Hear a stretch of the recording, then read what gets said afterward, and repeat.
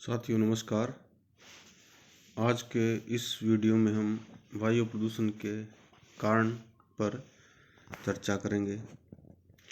सबसे पहले हम वायुमंडल क्या है, इसकी कंपोजिशन क्या है, ये कौन कौन सी गैसों से मिलकर बना हुआ है, इस पर चर्चा करेंगे।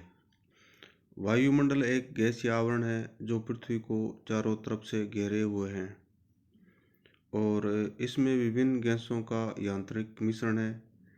इसमें मुख्यतः नाइट्रोजन, ऑक्सीजन, कार्बन डाइऑक्साइड तथा आर्गन गैसों का योगदान अधिक है। और वायुमंडल में ये गैस है, नाइट्रोजन है वो 78.09%, ऑक्सीजन है वो 20.95% और कार्बन डाइऑक्साइड है वो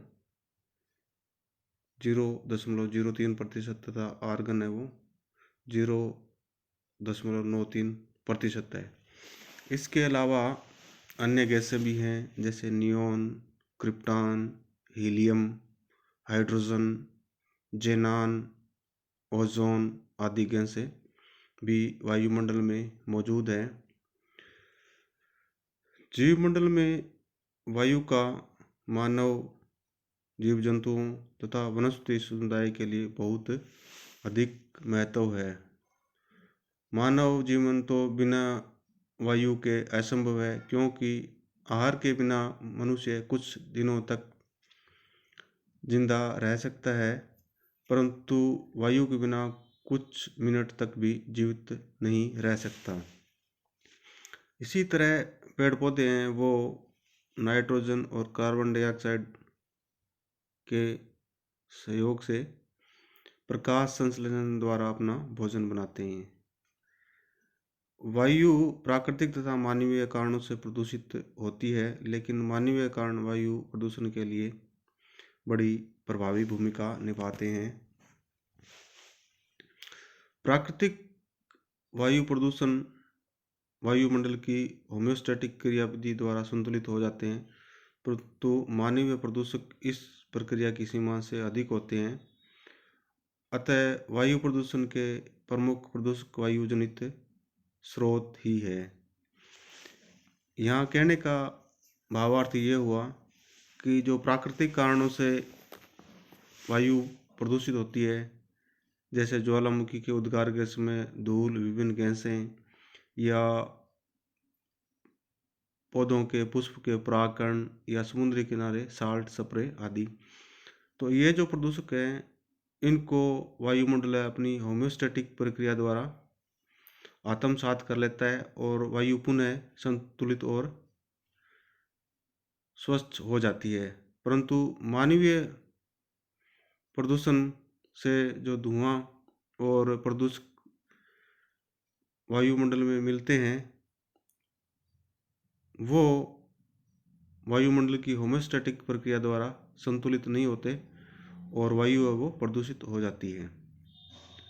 इसलिए वायु प्रदूषण में सबसे बड़ी ज़्यादा भूमिका है वो मानव जनित स्रोतों से उसमें मिलने वाले प्रदूषकों से है। अब हम वायु प्रदूषण की परिभाषा पर चर्चा करते हैं कि वायु प्रदूषण या एयर पोल्यूशन क्या है। प्राकृतिक तथा मानव जनित स्रोतों से उत्पन्न प्रदूषकों के वायु में मिश्रण के कारण वायु की असंतुलित दशा को वायु प्रदूषण कहते हैं। इस तरह असंतुलित वायु की गुणवत्ता में ह्रास हो जाता है तथा यह मानव और जीव समुदाय दोनों के लिए हानिकारक हो जाती है। अब हम वायु प्रदूषण के स्रोत पर चर्चा करते हैं, यानी कि वायु में जो प्रदूषण करने वाले पदार्थ, गैसें या ठोस कण हैं वो कौन से स्रोतों से आते हैं। तो इनको मुख्यतः दो स्रोतों में विभाजित कर सकते हैं। नंबर 1 प्राकृतिक स्रोत, नंबर 2 मानव जनित स्रोत। दूसरा है वो वायु प्रदूषण के प्रकार, यानी वायु प्रदूषण कितने प्रकार की हो सकती है। तो एक तो प्राकृतिक तरह से वायु प्रदूषण होती है, उसको बोलते हैं प्राकृतिक वायु प्रदूषक। और दूसरे प्रदूषक इसमें जो आते हैं वो वायु जनित मानव जनित वायु प्रदूषक है और जिनसे वायु प्रदूषित होती है। दूसरा जो प्रकार है वायु प्रदूषकों के प्रकार, वो वायु प्रदूषकों की उत्पत्ति के आधार पर है। यानी जो वायु को प्रदूषित करने वाले कण, गैसें या ठोस पदार्थ है, वो किस प्रकार के हैं, वो गैसीय अवस्था में है या सॉलिड अवस्था में है। तो गैसीय अवस्था वाले को हम बोलते हैं गैसीय वायु प्रदूषक, जिसमें विभिन्न गैसें शामिल होती है, जैसे carbon dioxide, carbon monoxide, sulphur dioxide, methane आदि। और जबकि कणकीय वायु प्रदूषक या जिसको बोलते हैं सॉलिड पार्टिकुलेट पोल्यूटेंट्स, उनमें एरोसोल, ठोस कण शामिल है। अब हम वायु प्रदूषण के प्रकार की बात करते हैं। तो प्रदूषण के प्रकार के आधार पर हम इसको गैसीय वायु प्रदूषण या कणकीय वायु प्रदूषण में विभाजित कर सकते हैं। दूसरा जो प्रदूषक हैं या जो पोल्यूटेंट हैं, वो किस सोर्स से आ रहे हैं, यानी वो कहाँ से जनित हो रहे हैं, उस सोर्स के आधार पर वायु प्रदूषण को हम 6 भागों में या 6 वर्गों में वर्गीकृत कर सकते हैं। एक स्वचालित वाहनों से जनित प्रदूषण, दूसरा औद्योगिक वायु प्रदूषण, तापीय वायु प्रदूषण, नाभिकीय वायु प्रदूषण, 5वां है ग्रामीण वायु प्रदूषण और छठा है नगरीय वायु प्रदूषण। इस तरह इन सोर्सों से जो वायु में प्रदूषक मिलते हैं, उसके आधार पर इनका वर्गीकरण किया गया है। अब हम वायु प्रदूषण के लिए कौन कौन सी मुख्य गैसें रिस्पॉन्सिबल है, उस पर चर्चा करते हैं। तो सबसे पहले है क्लोरोफ्लोरोकार्बन, जिसको CFC भी कहते हैं। CFC ये क्लोरीन, फ्लोरीन और कार्बन को रिप्रेजेंट करती है और इसके ये यौगिक होते हैं। और ये यौगिक है वो वायुमंडल में बहुत समय तक बने रहते हैं तथा इनका विघटन भी बहुत मुश्किल से होता है। क्लोरोफ्लोरोकार्बन है वो एयर कंडीशनर है, रेफ्रिजरेटर है, फोम प्लास्टिक है, अग्निशमन है या सौंदर्य प्रसाधन सामग्री है। इनके प्रयोग और निर्माण के दौरान ये वायुमंडल में पहुंचते हैं। और जो क्लोरोफ्लोरोकार्बन है वो समताप मंडल में उपस्थित ओजोन गैस को क्षीण कर देते हैं और इसको ओजोन डिप्लीशन या ओजोन की अलपता कहते हैं। और जिसके कारण सूर्य की अल्ट्रावायलेट रेज है वो धरती पे पहुंच जाती है और जो मानव स्वास्थ्य में बहुत सी बीमारियों को जन्म देती है। दूसरी जो कार्बन डाइऑक्साइड गैस है वो वायु प्रदूषण के लिए बहुत जिम्मेदार है। वैसे कार्बन डाइऑक्साइड हानिकारक नहीं है, लेकिन इसकी पर्यावरण में या वायु में ज़्यादा मात्रा या ज़्यादा सांद्रण है वो हानिकारक है। और वायुमंडल में कार्बन डाइऑक्साइड गैस का सांद्रण है वो 2 कारणों से ज़्यादा बढ़ता जा रहा है। एक तो औद्योगिकरण के बाद में जीवाश्म ईंधनों का, जैसे कोयला है, पेट्रोल है, डीजल है, केरोसिन है आदि का उपभोग ज़्यादा हो गया है और जिसके कारण वायुमंडल में CO2 की मात्रा बहुत ज़्यादा हो गई है। और दूसरा जो कारण है वो है कि औद्योगिकरण के बाद में वनों का विनाश वो बहुत तेज़ी से हुआ है और जिसके कारण जो वायुमंडल में CO2 या कार्बन डाइऑक्साइड गैस है उनका पेड़ पौधों द्वारा उपभोग कम हो गया है। तो इन दोनों के कारण वायुमंडल में कार्बन डाइऑक्साइड का सांद्रण ज़्यादा हो गया है और इस गैस के कारण वायुमंडल में हरित गृह प्रभाव होता है, यानी कि वायुमंडल का तापमान वो बढ़ रहा है और इसको ग्लोबल वार्मिंग भी कहते हैं। और इसके कारण हिमटोपियाँ और उत्तरी और दक्षिण ध्रुव की बर्फ वो पिघल रही है और जिसके कारण समुद्रों का लेवल है वो भी बढ़ रहा है।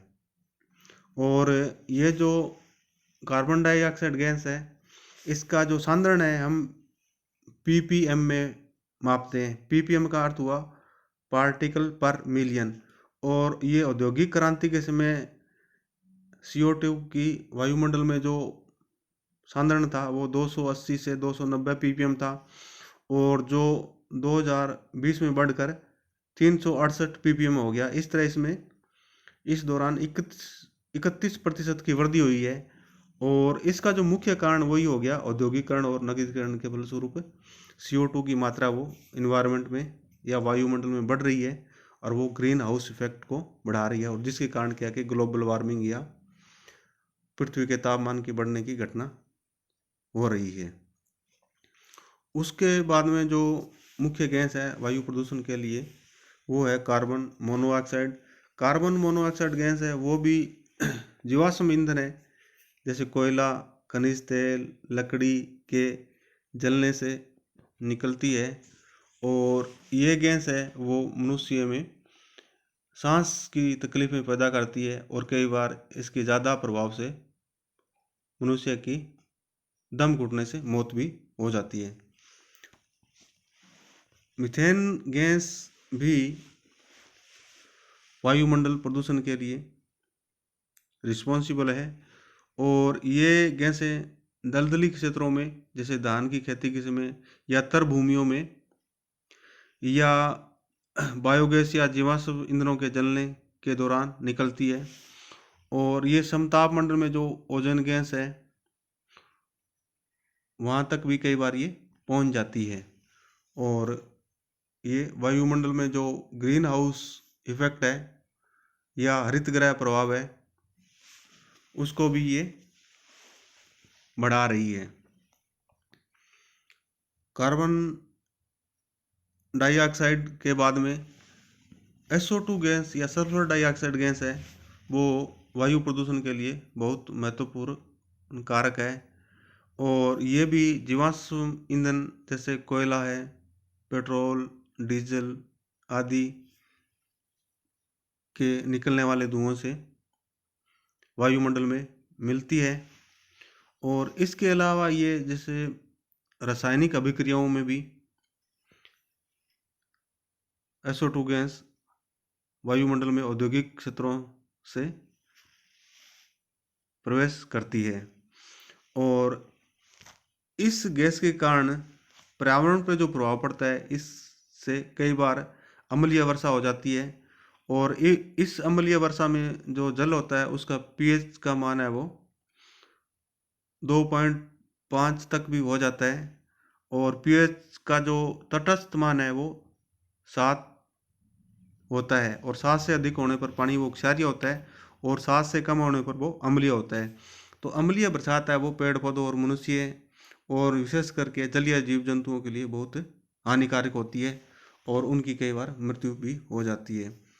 और सल्फर डाइऑक्साइड है वो वायुमंडल में, और विशेषकर जो मार्बल से बनी हुई इमारतें हैं जैसे ताजमहल है उसको भी नुकसान पहुंचा रही है, और SO2 से क्रिया करके जो सफ़ेद मार्बल है वो पीला हो जाता है, और उसमें वेदरिंग या इरोजन की प्रक्रिया प्रारंभ हो जाती है, और जिससे इस इमारत को नुकसान पहुंच रहा है।